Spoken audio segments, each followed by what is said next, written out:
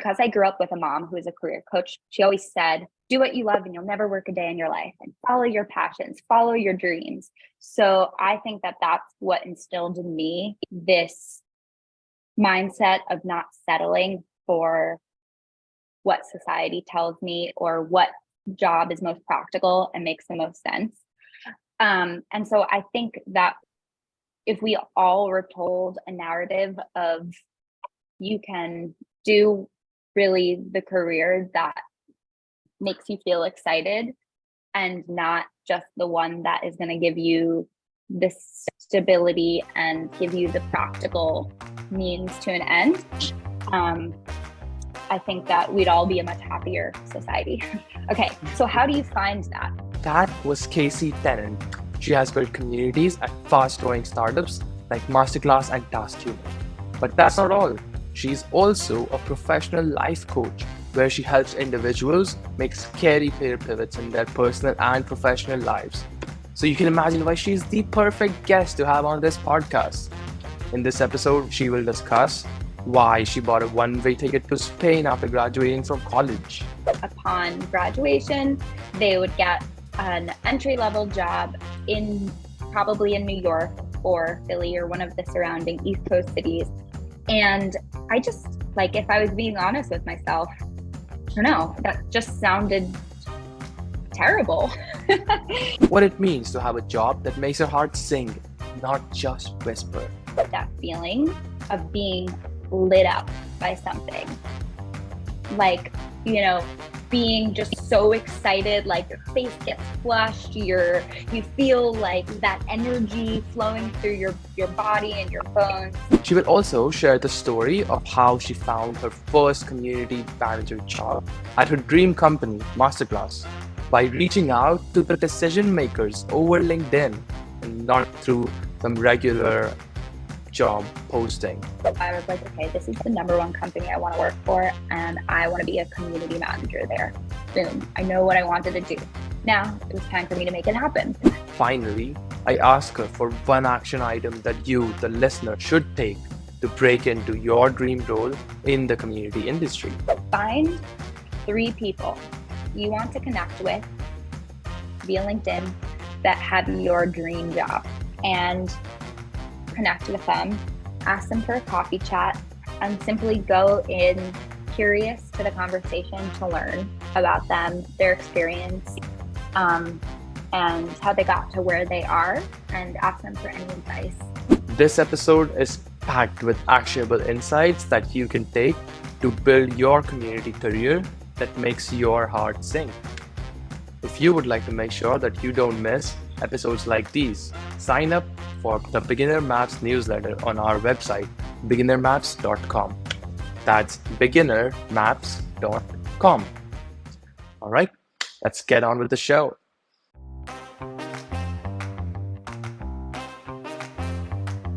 Hey, welcome to Beginner Maps, where we showcase stories of scary career pivots so that you get the courage, path, and role models to carve out a career that you love.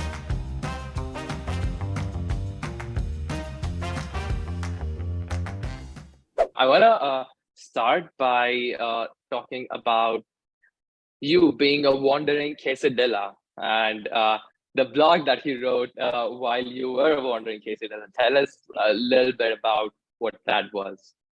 Yeah. So I will start by saying, a wandering quesadilla, it's a food and travel blog that talks about how to experience places like a local and travel through the eyes of a local. Okay, so a bit about my background. I studied journalism and I had some really glamorous internships from New York. I'm originally from New York City, and none of them were making my heart sing. I felt like I was stuck in this little cubicle looking out the window saying, what else could I be doing out there? I was good at what I was doing, but I just didn't feel right. So when I graduated from college, university, with my shiny broadcast journalism degree, I was like, what do I do that really makes my heart sing? And so I found a program in Spain that would allow Americans, Canadians, native English speakers to move to Spain for a school year and teach English part-time. So for like 12 hours a week. And so I did that, and that gave me the perfect opportunity to stay connected with my writing and my journalism degree. And so I started this blog, A Wandering Quesadilla. Quesadilla because my name is Casie, and it's a food and travel blog. And growing up, I always loved to eat quesadillas. So my family would call me that. Yeah. This is super cool. I'm curious, like, so when you were graduating with your journalism degree, did you have people around you who were also going to Spain or like pursuing something similar like you did? No, nobody. What gave you the courage? I came from like a traditional career background. My mom is actually a career coach, so a lot of what I've learned has been taught from her. So Mama Debs, thank you for paving this path for me. But she's, a bit more of a traditional career coach, and everyone around me graduating was going the more traditional career path. So like upon graduation, they would get an entry-level job probably in New York or Philly or one of the surrounding East Coast cities. And I just, like, if I was being honest with myself, I don't know, that just sounded terrible. Like I had interviews, and I was like, none of this just sounds like what I want to do. And so I did research and talked to people, one person of which, who is a good friend of mine, told me about this program to go to Spain. And I think what gave me the courage was knowing that there was a structured way to do this. And it wasn't just like me buying a ticket and going out into the abyss of the world and hoping that something worked out, but knowing about a concrete program and knowing that they would be able to give me the structural support, like a visa, a solid income that would allow me to pursue this life of adventure. So this is that makes sense. amazing. Yeah, it is amazing. I mean, I'm just feeling so wowed by this story because like it shows like a lot of courage to me that while you were graduating, you had the you had the vision to pursue something that makes your heart sing. So just unpack that phrase. I love that phrase. Make something that makes your heart sing. What does it mean to you? Yeah, I use that phrase a lot in my coaching. And I think like we spend so much of our lives not being in touch and in tune to what our heart wants, but do what society tells us to do. And we don't listen to our heart. And we've all probably experienced that feeling of being lit up by something. Like, being just so excited, like your face gets flushed, you feel like that energy flowing through your body and your bones. And on the contrary, we've all had we're probably more to our heart, not singing, but just whispering. And that saying really encapsulates this feeling for me of like feeling so just excited. It's like a physical feeling in your body that you feel excited. You feel like this is right, and I think that everybody out there has something that they can do within their career and personal lives that can encapsulate that feeling of just making your heart feeling with whole body excitement. I love this. This is really beautiful. I am curious, so I'm gonna tap into your career coach brain now and ask you this question. Like, You said that people, a lot of us, or maybe most of us, we have experienced the feeling of having our heart sink. But what I think is lacking from most of our experiences is having this heart sinking experience in our work lives.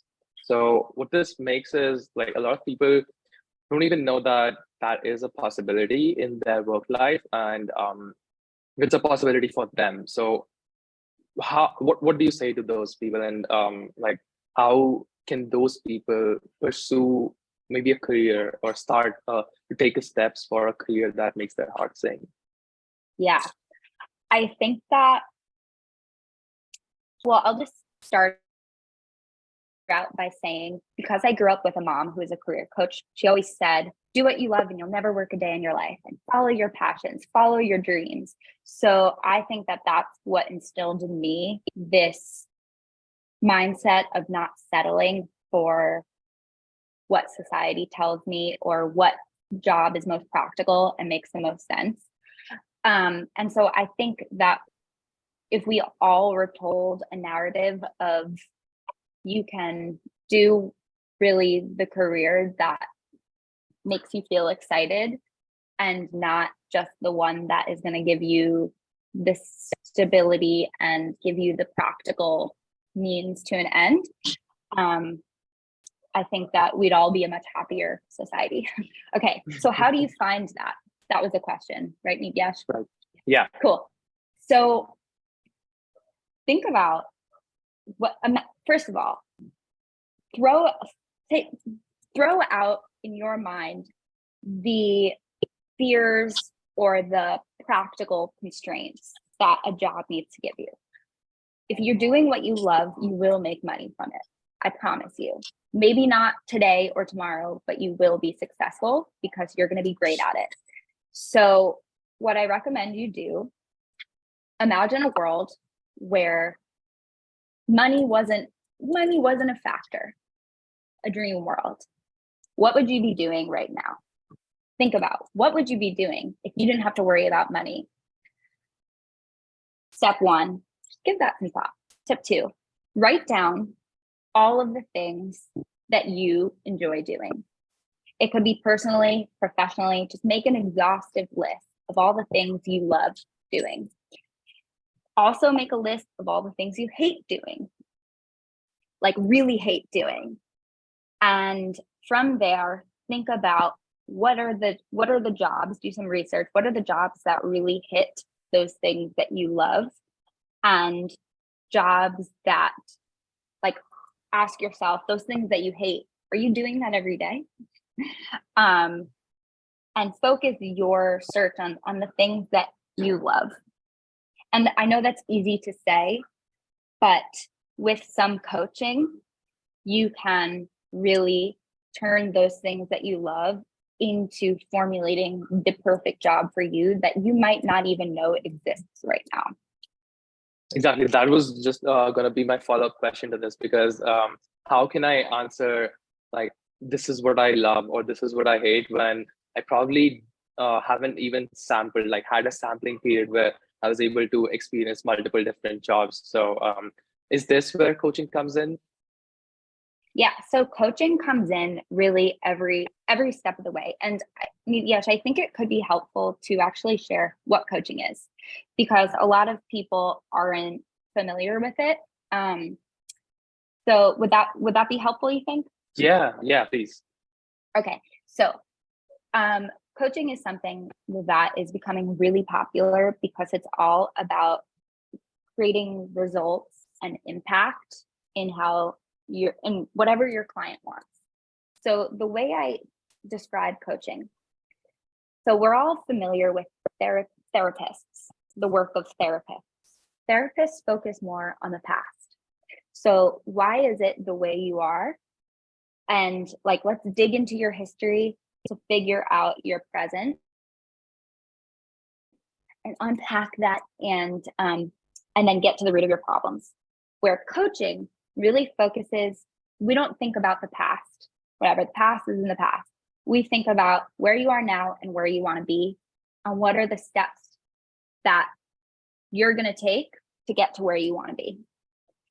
And so it's all future focused. Like, what are those goals? And a lot of people, like, we all have untapped potential.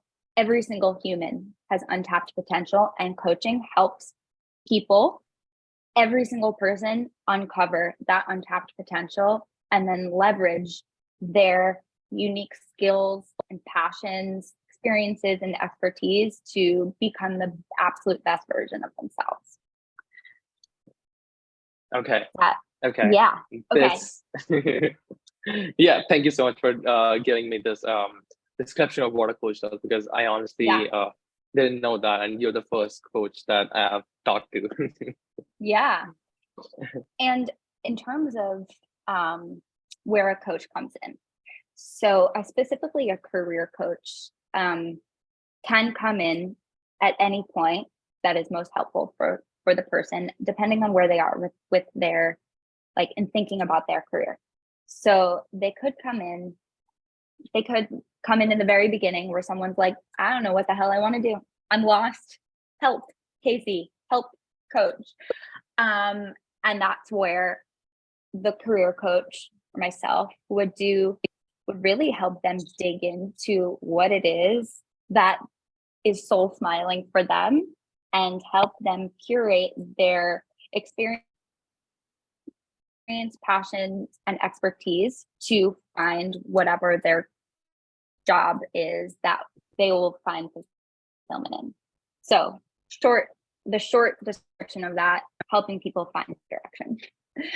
It could also be like, okay, I know what I want to do. How the heck do I do it? Like, I'm so overwhelmed. I don't have this experience. How do I position myself so that I'm marketable and can actually make this job a reality for me?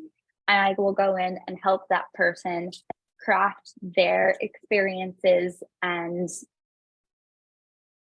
skills and blah blah blah into the person that industry is looking for,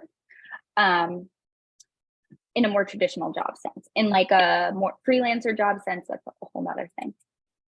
And then there's a third level where you could be in a career, you're doing fine, but you're not feeling fulfilled. So I can help a person find more fulfillment in their career, by really honing into what are those things that make their heart sing. That's gonna be the phrase of the podcast. Yeah, I love that. We should definitely put that in the title of the podcast, I guess. Okay, this was very illuminating, Casie. Thank you so much for sharing this with me. I've been really curious about this, and I've been meaning to ask, and I reserved that question until we got to the interview. So I'm happy that we could start off and discuss this and get this. Yeah. All right. And for everybody who's listening, if you would like to have Casie's advice and coaching for your own career, you can just reach out to her. She's also available. Can you tell us what's the best place for people to reach out to you?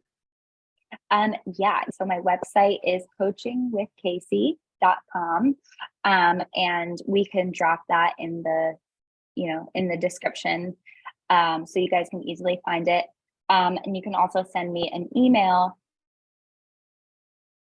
There's a contact form on that website. You can also send me a direct email at coachingwithcasie@gmail.com.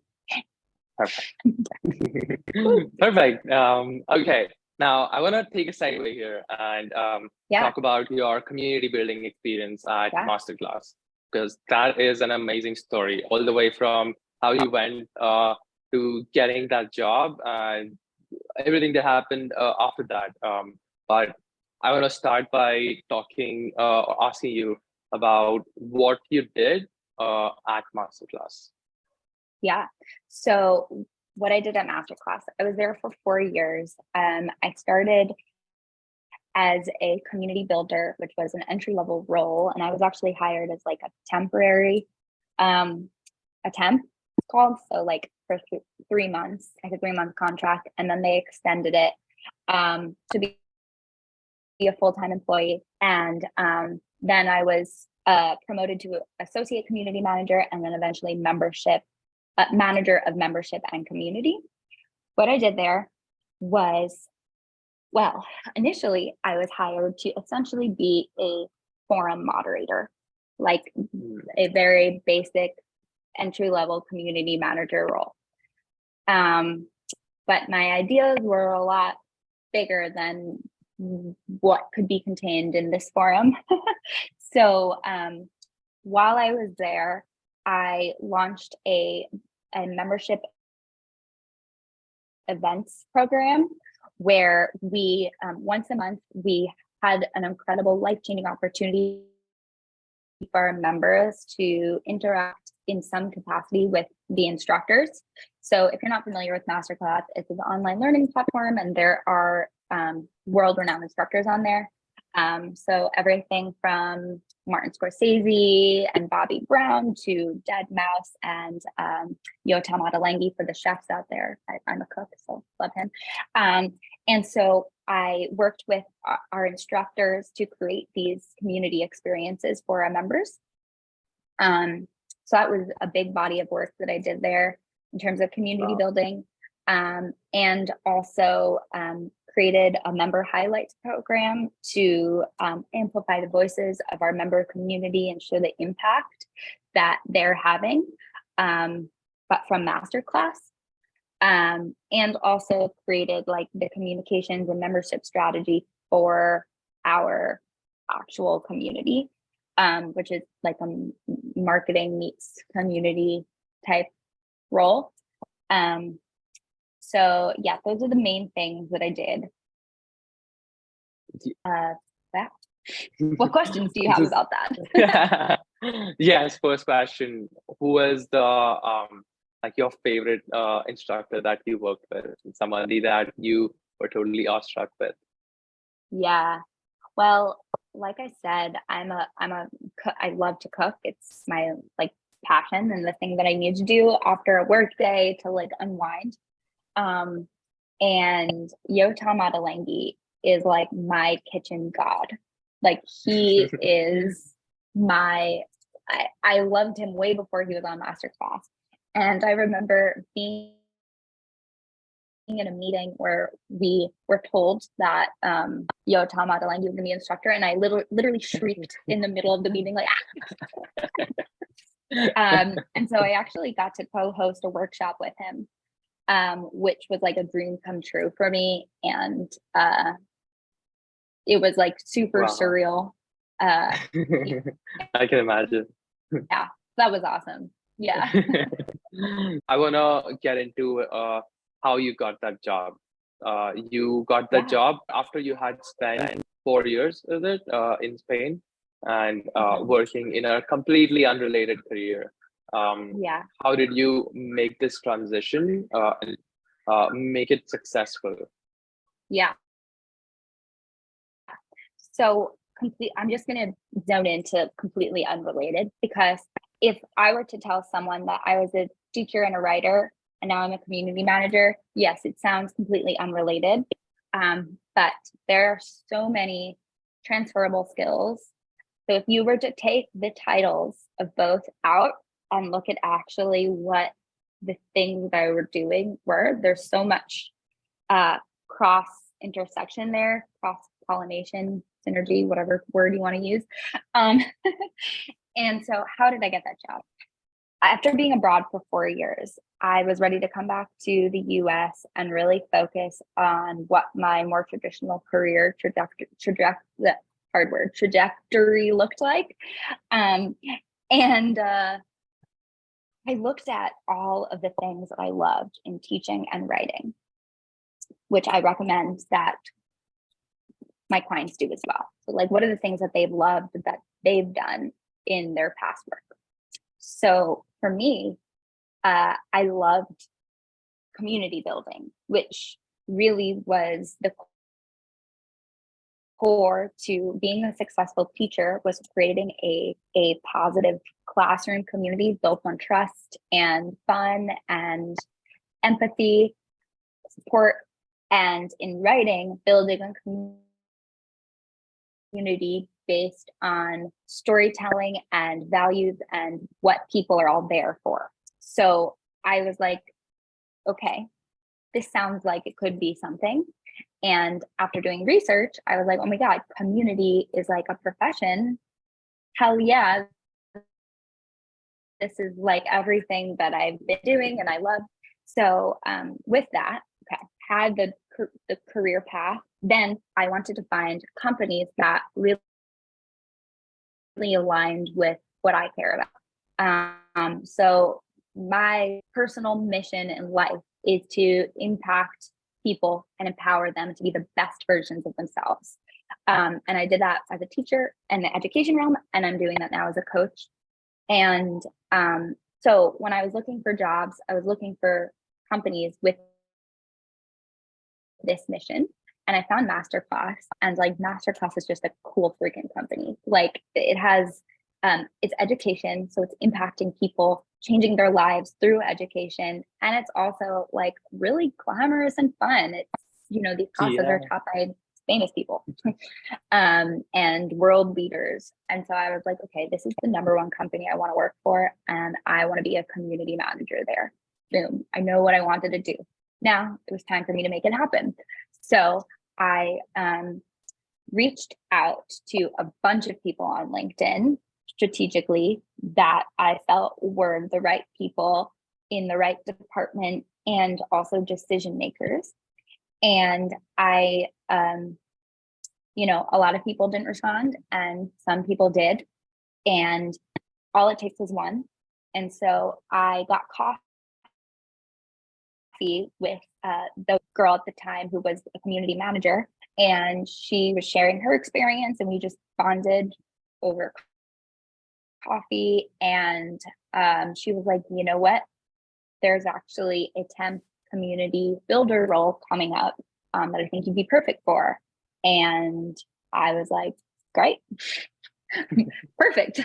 So yeah, the stars aligned really perfectly. And you know, that's a perfect dream scenario that happens. But it's also more possible than you might realize, because you're helping people realize that you're perfect for this role before they even know. Like she didn't go into this conversation thinking like this is going to be our community builder.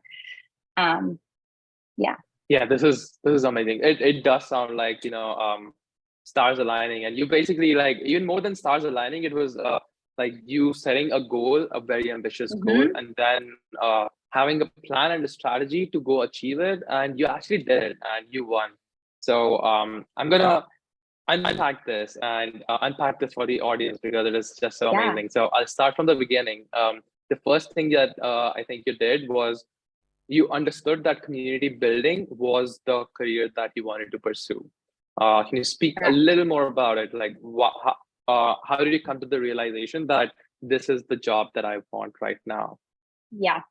So I love writing, but I didn't want to be a writer. I wanted a job that included writing. I loved storytelling, but I didn't want to be like a novelist or or anything in that world. I love getting people together, but didn't want to be an event manager. I love starting discussions. Okay, cool. I love starting discussions. And I love thinking strategically about how to impact people. And when looking at all these things that I loved, community management just seemed like, what I loved about it is that it incorporates all these things and not one thing.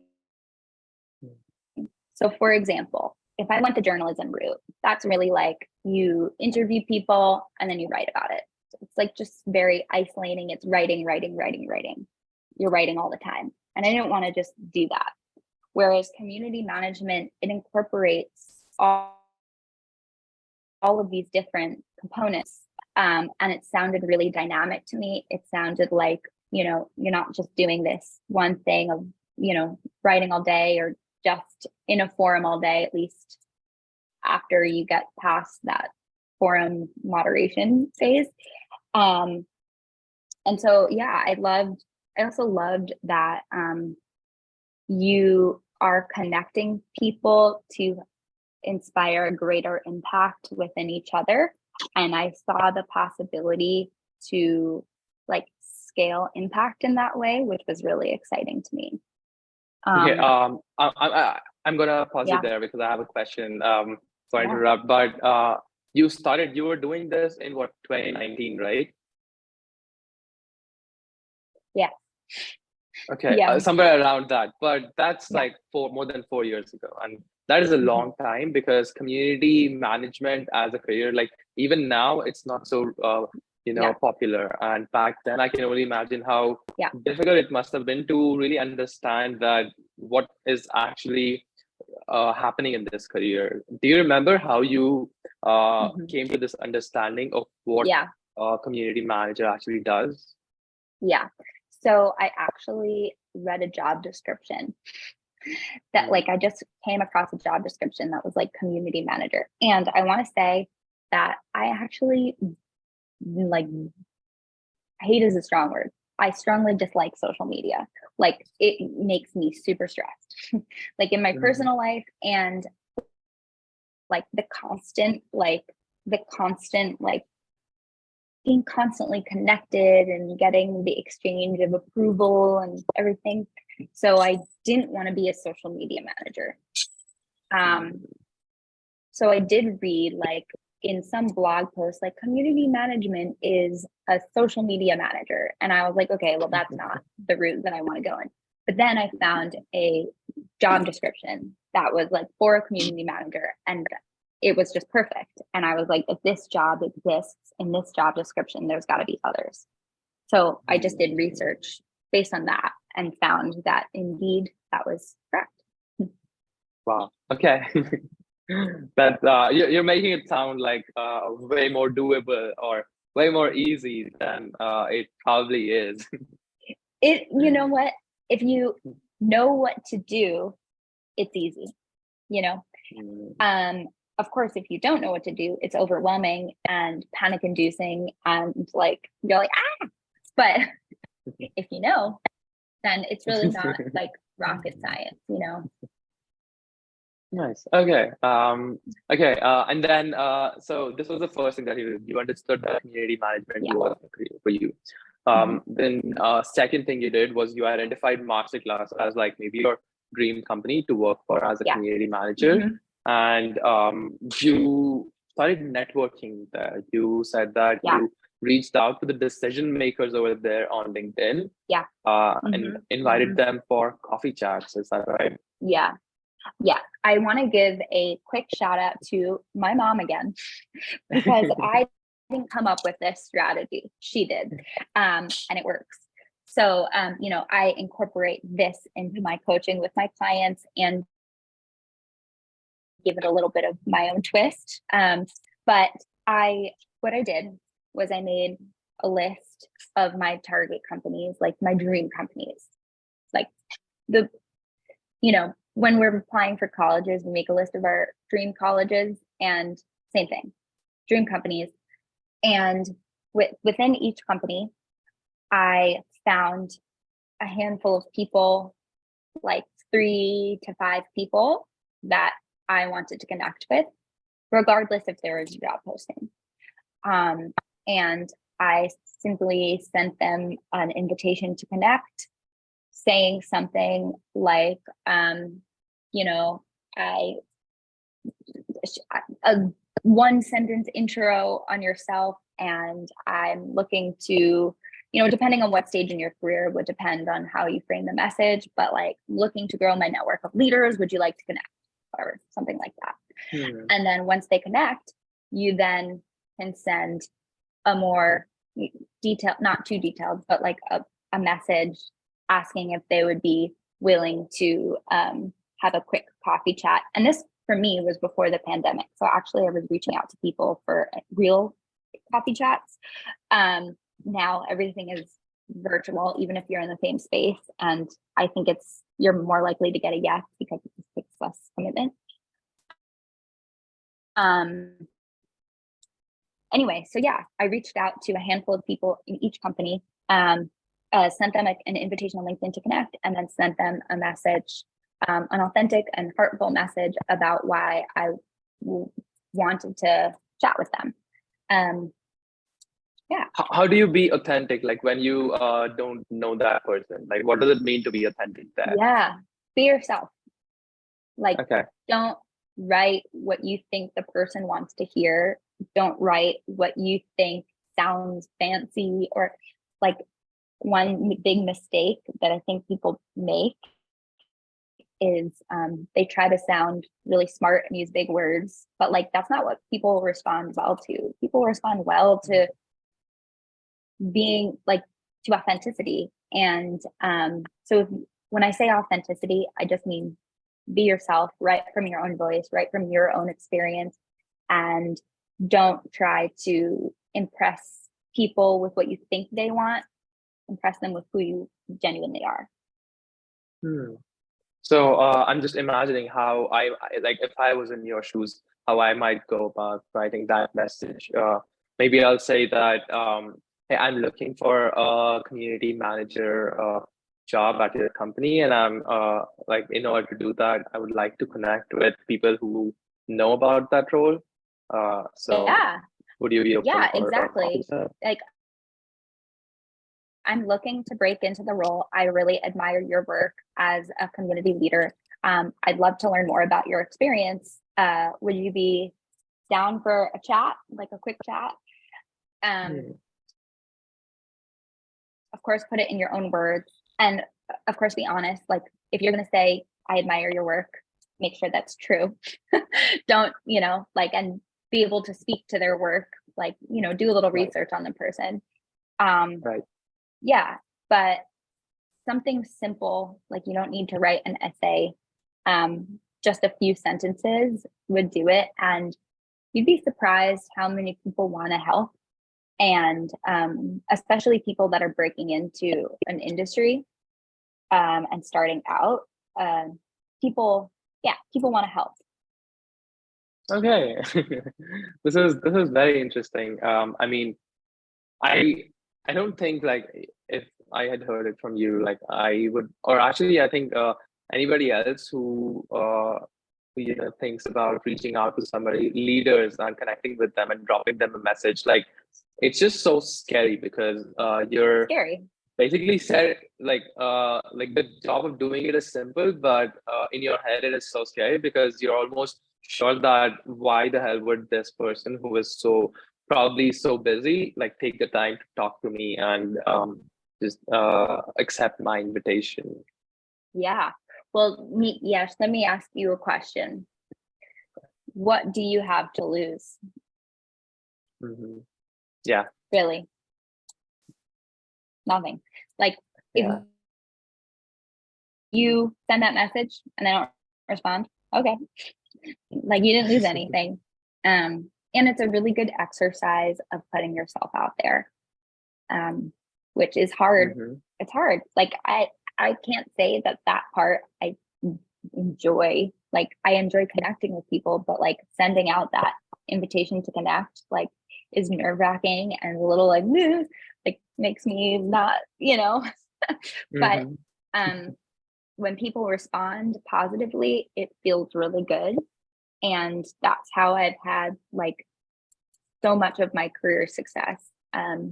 So right. Love this advice. Thank you so much for sharing this with us, Casie. Of course. Okay. Now let's talk about some tactics for repackaging your experiences for a completely new role. What should people do if they're in this position? Okay. So first, take a look at what your dream job description is. It doesn't even have to be a job description that is active. It could be one that you found on Google that is no longer accepting applicants. Find a job description that describes exactly what you want. And copy, paste it, put it on a doc and highlight all of the keywords in there.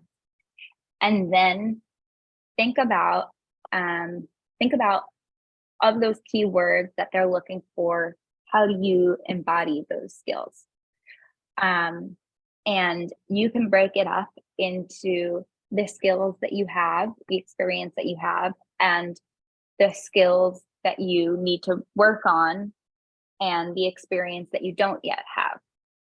And for the skills and experience that you don't yet have, how can you get that? There are so many resources out there to up level your career skills in a really affordable way. There's like locally, there's, depending on where you are, I mean, General Assembly is one that comes to mind. That is in the US, in big cities, but LinkedIn has amazing programs like Udemy. There's so many resources out there. So that will help you figure out, okay, what it is that you should work on, and then come up with a resume based on those things that you've highlighted that show your experience and your skills and experience. You might be thinking, well, I was a server at a restaurant for 5 years. How does that apply to a community role?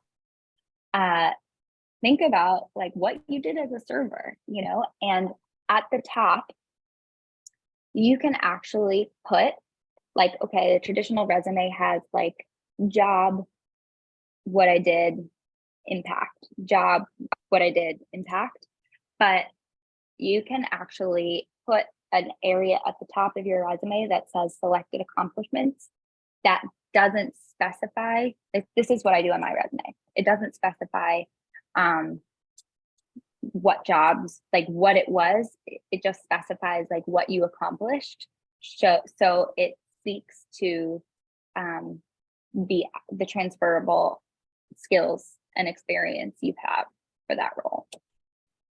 This is Yeah. really So interesting. yeah, those are just like some beginning steps on how to position yourself, like a kind of like a starter kit in a sense. Of course, like, if you, shameless plug, if you still feel overwhelmed, which you very well might, it's a coach is truly an amazing, incredible resource to help you break in. And I mean, I have a coach that has helped me build my life coaching thing. And yeah, so Yeah. so that does that how does that land with you, Nityash?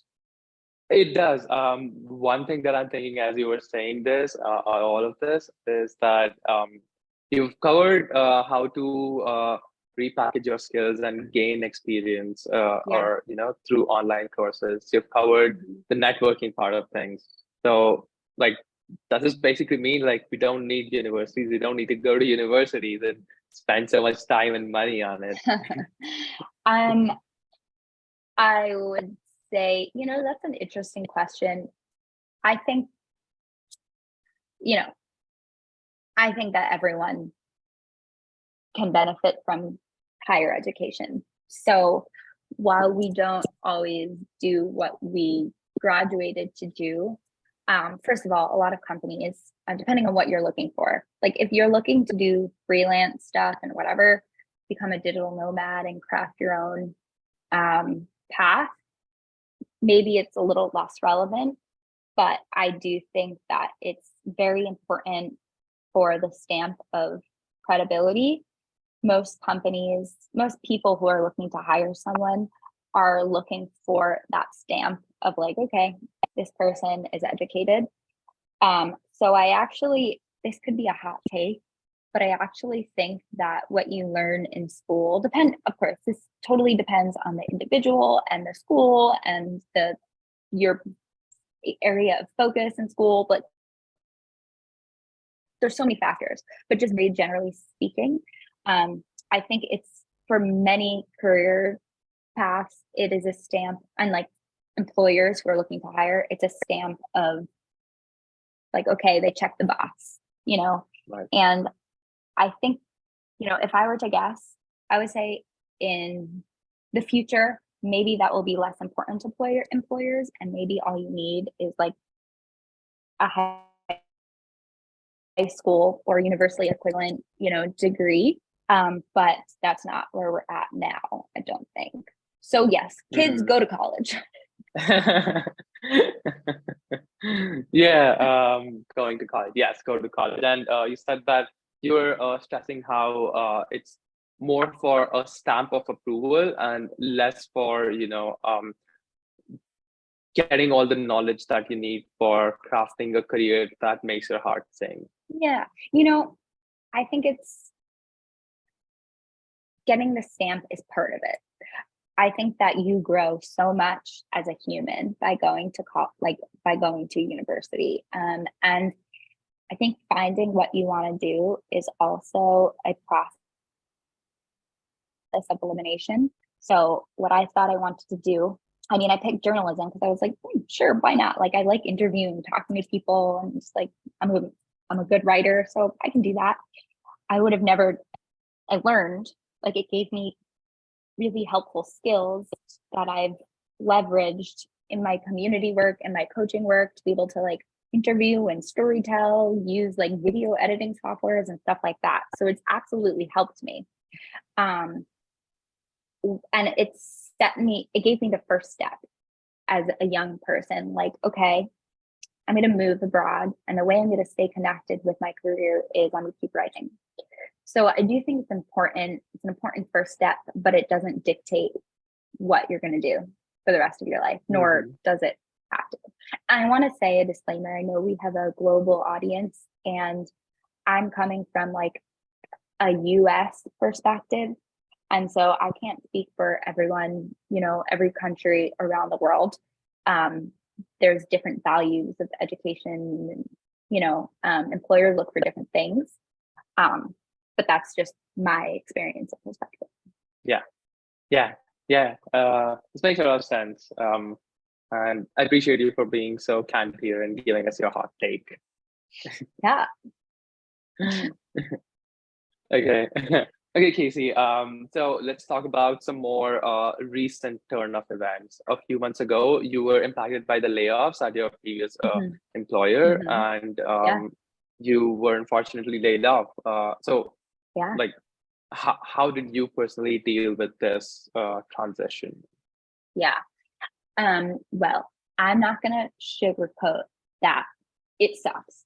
Like, even I had transitioned into a new role, not at Masterclass, but at a smaller company. So I left Masterclass to take this leap of faith and join this like small startup. And I just, like, candidly, I wasn't in love with the company culture and the role. And I was like, I don't know, I wasn't feeling it. But when the layoffs came, it still hurts, and I took some time to process it. And I really, like, it didn't feel like the right fit for me. Like, we're going to stick with that phrase. My soul was not singing or smiling in this role. So after taking some time to process what happened, I genuinely was grateful that it gave me the push to find something that feels more right. And it actually has given me the time and motivation to really dedicate towards my passion, which is coaching. So I've been able to really focus on coaching with Casie, and that's been wonderful. So yeah, I think, like, I know there's so many layoffs happening right now. It's like a bloodbath out there. It's crazy. But you always land on your feet. And like, I know that this is a very, like, your mom might say this, like, roll your eyes thing, but like, really it is true that when one door closes, another one opens. I know it's cheesy, but it's true. So it's just like the the little push that's going to help you reevaluate what you want and find something even better. Yeah, and we see it like you are yourself an example for this. You started your coaching practice, and you also became a digital nomad a couple of weeks ago. Yeah, I'm talking to you from Santa Marta, Colombia right now. Hence my tank top. Yeah. Now, on one of our earlier conversations, you mentioned how you were contemplating the decision to become a digital nomad after the layoff, but then you decided to still do it. So, can you speak to our audience about how you made that decision? Yeah. So, yeah, I was planning on becoming a digital nomad for when I still had my full-time job. Like my job was fully remote, and I was like, this is great. I can be anywhere in the world as long as it has a reasonable time zone difference. And I lived abroad before, and I am happiest when I'm out of the US, traveling the world and experiencing different cultures. And so becoming a digital nomad was something that I was like determined to do. Then I got laid off, and suddenly my stability was cut off. And so I was deciding, like, is it smart to still become a digital nomad without a stable job? And I actually pushed my travel plans back from January to February, just to give me more time to think about if this makes sense. And if it doesn't, then I would take a little trip to Colombia and then come back to my home in the US. And in giving it thought, I realized that this is what I want to do. If I stay home and get some other stable job, that's not giving my dream the dedication that it deserves. So I decided, okay, I'm going to continue with my plans to become a digital nomad, sell my apartment, or not sell it, I didn't own it, give away my apartment, move abroad, and I'll figure it out. And so right now, I'm figuring it out. I love this attitude that you have brought to your career of figuring out, doing what your heart wants and then figuring it out on the way. So I remember it from your blog, your travel blog, and it had this phrase in the intro where you said that you 8 years ago, you bought a one-way ticket to Spain and moved to a village to teach English. And here right now, you did something very similar. You basically decided to become a digital nomad, and then you were like, I'll figure something out. Yeah. If you don't take risks, then you're not pushing yourself hard enough, and you're just going to continue to live in a life of complacency. So take that risk. Yeah. Yeah. Yeah. Just love this advice. Yeah. Okay, Casie. Now again, I'll make another segue here and ask you about some specific advice and resources that listeners can directly use after this conversation. Let's start by your 3-part strategy for making your job application stand out. Okay. Yes. Here are my 3 points to make your application stand out, which is especially important right now because with all of these layoffs, there's so many job applications. Like, you might be discouraged when you see a job that you're excited about and it says 600 other applicants. And you're like, oh my God, I have a 0.17% chance of getting a first round interview. So here are 3 proven tips to help your resume stand out. Number 1, so your resume, you should have, the standard resume that speaks to that dream job. But with every job description, there's going to be different keywords that they're looking for, and there's going to be different specifications and details that you're looking for.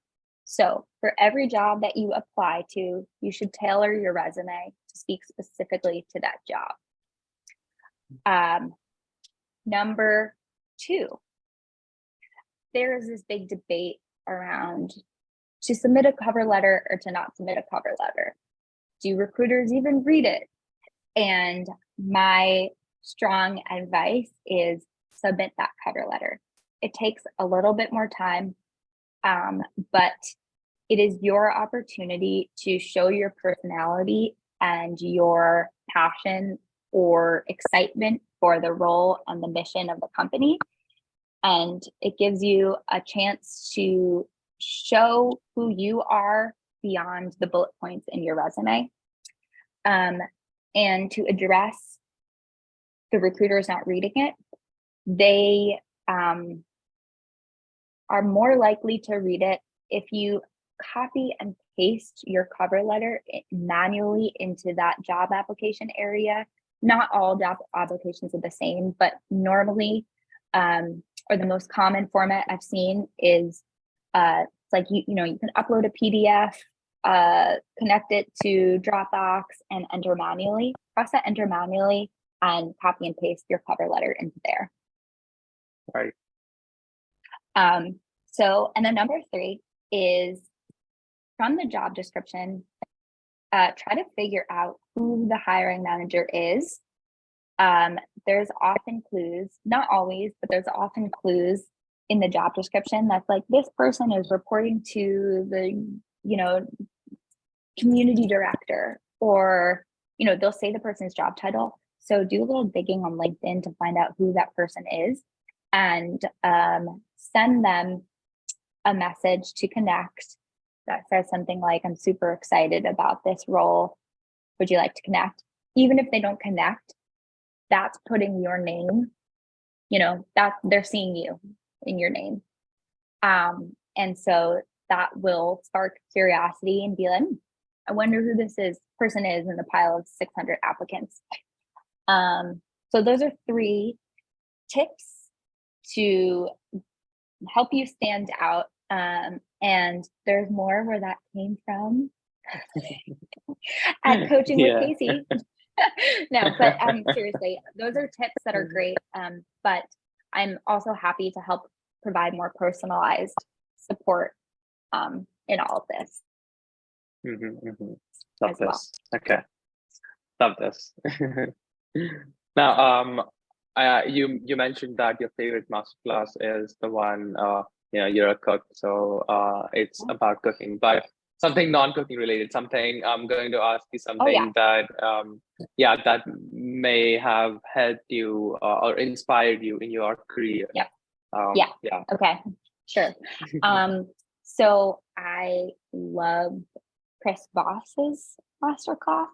He is a former FBI hostage negotiator, and he teaches a class on negotiation, which is really applicable to every aspect of life, from business to like negotiating who's going to clean the dishes tonight, and everything in between. He is just amazing. So I would definitely recommend checking that out. I am so glad that you mentioned this, because I have read Chris Voss's book on negotiation. And and I love that book. I've also listened to him on a couple of podcasts, and I've always, I love that book, but I was always unsure about this one thing that I guess the entire book relied upon, which is the art of active listening, right?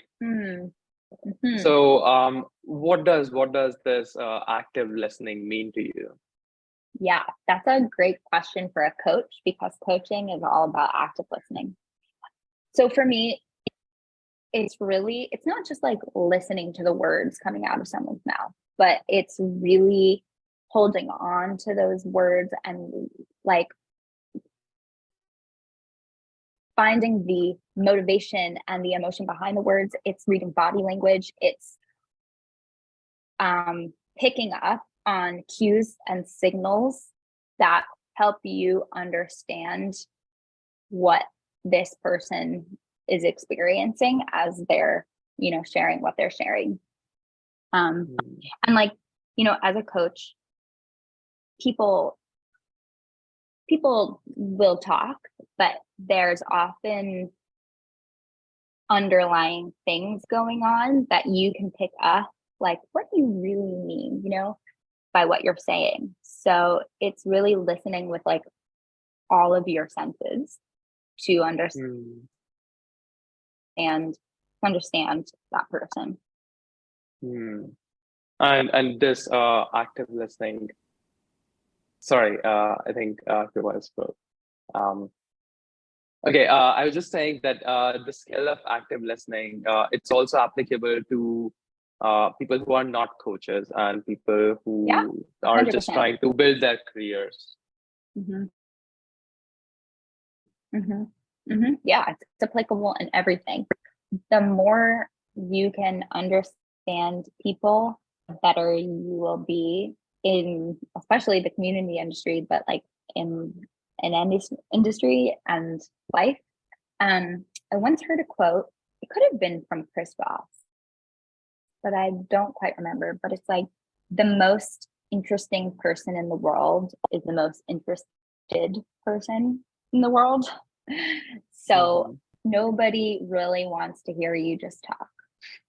They want to talk, and they want to talk to someone who they feel like gets them. And so if you can like really actively listen to what they're saying without, and like also there's another element to this of being fully present. I think that's huge, that I should have mentioned earlier. Like, it's listening to what they're saying without thinking about what you're going to say next. And in interviews, we have a habit of like, someone's asking you a question, you're already like, shit, like, how do we respond to this? What's an example I have? But like, just first listen. And if you take a pause after they ask the question to think about it, that's totally okay. This resonates with me so much because I learned this when after I started podcasting like a few months ago, because I would like in the first few episodes, I would spend most of the episode thinking about what I was gonna say next. I would constantly, look up my notes and prepare the next question in my head, and realize like a couple of minutes later that I've just totally missed what the interview guest was speaking about. But this does make a lot of sense. Yeah. And like, people are so receptive to if they're being listened to or not, like even on a subconscious level, of like, you can just kind of tell when you're talking to someone and they're not really listening to you. Versus when they are, the conversation is really engaging, and both parties feel really valued, and you walk away feeling all good. And Totally. I hope that I was active listening throughout this episode. Yes, you're a great listener. Yes. Thank you. Okay, next question. What are your top 3 resources for people who want to break into the community industry? Okay. So since you are changing careers, you want to show that you are an expert and you're really educated in what the community industry is all about. So number 1 resource, to become an expert, read community books. One book that I really like is called Buzzing Communities by Richard Millington. Yash, are you familiar with that one? Yeah, I am. I've not read that book, but I am familiar with Richard Millington's some of the other works. Yeah. What I like about that one is it's packed full of information, but it's also easy to read and very clear and straightforward. And it's full of like really tactical things that you can put into place.